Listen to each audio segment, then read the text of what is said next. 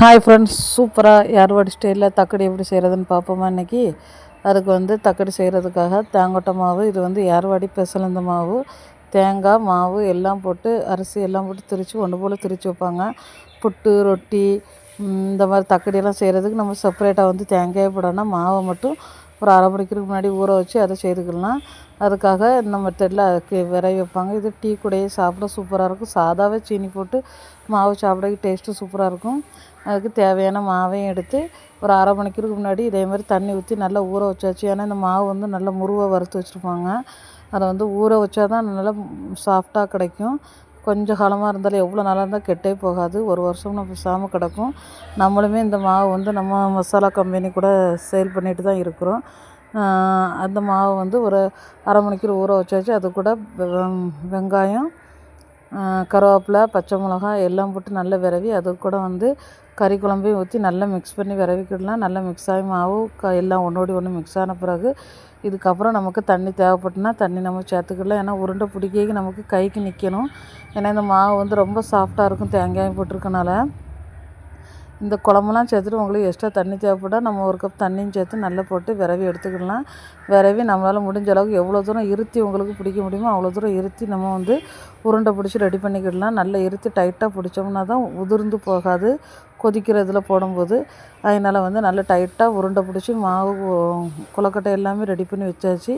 அப்படியே ரெடியாகி வச்சிட்ருக்கும்போது இட்லி சட்டியில் கொஞ்சமாக கீழே தண்ணி வச்சு மேலே ஒரு தட்டை போட்டு நம்ம பிடிச்சி வச்சுருந்தா அந்த கொழுக்கட்டை எல்லாத்தையுமே இட்லி தட்டில் வச்சு அப்படியே நல்லா அவிச்சிக்கிடலாம். இட்லி அவிச்ச மாதிரி அவிச்சு அதை ஒரு கரையில் நம்ம எடுத்து ரெடி பண்ணி வச்சுக்கிடலாம். என்ன ஷேப்பில் உங்களுக்கு வேணுமோ அந்த ஷேப்பில் நீங்கள் போட்டு உருண்டை பிடிச்சிக்கிடலாம். எந்த ஷேப்லேயும் வச்சுக்கிடலாம். ஆனால் கொஞ்சம் அது உடச்சி சாப்பிட்றதுக்கு டேஸ்ட்டு சூப்பராக இருக்கும். மெயினாக நம்ம ரொம்ப இருத்தி பிடிக்கணும். எக்ஸ்ட்ரா தண்ணி வேணாலும் நீங்கள் சேர்த்துக்கிடலாம். அப்படி சேர்த்து உருண்டை எவ்வளோத்தையும் ரெடி பண்ணி வச்சு இட்லி சட்டியில் வச்சு ஒரு கரையில் ஒதுக்கியாச்சு. இப்போ சட்டியை வச்சு என்றைக்குமே தக்கடி போடுறதுக்கு விரிஞ்ச பாத்திரம் வேணும். நல்ல பெரிய பாத்திரத்தில் தான் போடணும். ஏன்னா சின்ன பாத்திரத்தில் போடும்போது கொழுக்கட்டை ஒன்றோடி ஒன்று மேலெலாம் போட்டோம்னா அப்படியே ஒன்றுக்கு ஒன்று ஒட்டி அந்த சேஃப் இல்லாமல் போயிடும். அதனால் நல்ல விரிஞ்ச பாத்திரத்தில் கொஞ்சமாக எண்ணெய் சேர்த்து இஞ்சி பூண்டு போட்டு தாளிச்சிட்டு அது கூடயே ஒரு பல்லாரி, ஒரு தக்காளி. ஏன்னா ஆல்ரெடி நம்ம கறி குழம்புல செய்யனால அதுலேயுமே எல்லாமே இருக்கும். அதில் மாதிரி அது கூடயே இருக்கனால நம்ம இதை மட்டும் போட்டு தாளிசம் பண்ணி ரெடி பண்ணி வச்சுருக்கேன். எல்லாம் தாளிசம் பண்ணி முடித்த பிறகு கறி குழம்பு எடுத்து வச்சுருந்த கறி குழம்பு அது கூட ஊற்றி நல்லா அதுக்கு தேவையான தண்ணி எவ்வளோ தண்ணி வேணுமோ அதையும் நீங்கள் சேர்த்துக்கிடலாம். ஏன்னா குழம்பு ரொம்ப கட்டி வைக்கும்போது இந்த உருண்டை அப்படியே ஊறும்போது தண்ணி குறையும். அப்போ கோரி சாப்பிட்றதுக்கு நம்ம கொஞ்சம் இதாக இருக்கும். அதனால் கறி குழம்பையும் சேர்த்து தண்ணியை நீங்கள் அது கூட மிக்ஸ் பண்ணி நல்லா கொதிக்க விட்டுக்கிடலாம். நல்லா கொதிச்சிட்ருக்கும்போது ஆல்ரெடி இட்லி சட்டியில் நம்ம உருண்டையை அவிச்சு ரெடி பண்ணி வச்சாச்சு. அவிச்ச உருண்டையை நம்ம ஒரு பீஸாக தூக்கி அதில் போட்டுக்கிடலாம். மொத்தமாக சரிச்செல்லாம் தட்டக்கூடாது, உடஞ்சிரும். அவிச்ச உருண்டையை தூக்கி ஒவ்வொரு பீஸாக அதில் வச்சு நல்லா கொதிக்க விட்டுக்கிடலாம். குழம்பு அந்த மாவு உருண்டை ஆல்ரெடி வெந்திருக்கும். வெந்து இதில் போடனால அது உடையாது.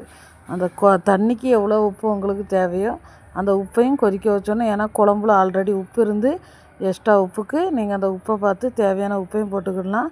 குழம்பு நல்லா கொதிச்சுட்டு நல்லா கிண்டி விட்டாச்சு. நம்ம இட்லி சட்டியில் இப்போ அவிச்சு வச்சுருந்த உருண்டை எல்லாமே சூப்பராக வெந்து ரெடியாக இருக்குது. கலரை பார்க்கும்போதே தெரியுது ரெடியாக இருந்தாலும். குழம்பு நல்லா கொதிச்சாச்சு. இப்போ நாங்கள் 2 ஷேப்பில் இந்த இடக்கு போட்டோம். ஒன்று உருண்டையாட்டு சும்மா ஒன்று கொழுக்கட்டை வடிவில் நல்லா கொதிச்சுட்ருக்கும்போது மதன்னு குளிக்கும்போது ஒவ்வொரு உருண்டையாக போட்டு நல்லா கொதிக்க வச்சு ஒரு 1/2 மணிக்கு மூடி வச்சுட்டு அதை எடுத்து சாப்பிட்டா சூப்பராக இருக்கும். ஆனால் எங்கள் ஊர்லன்னு சில நைட்டே இப்படி செய்து வச்சுட்டு படுத்துருவோம். காலையில் அப்படியே அந்த குழம்புல ஊறி சாப்பிடும்போது டேஸ்ட்டும் சூப்பராக இருக்கும். ஃப்ரெண்ட்ஸ், வீடியோ பிடிச்சிருந்தா லைக் பண்ணுங்கள், ஷேர் பண்ணுங்கள், கமெண்ட் பண்ணுங்கள். நம்ம சேனலை சப்ஸ்கிரைப் பண்ணுங்கள். வீடியோ பார்த்துட்டு எப்படி இருக்குன்னு உள்ளதையும் நம்மள்ட்ட ஷேர் பண்ணுங்கள்.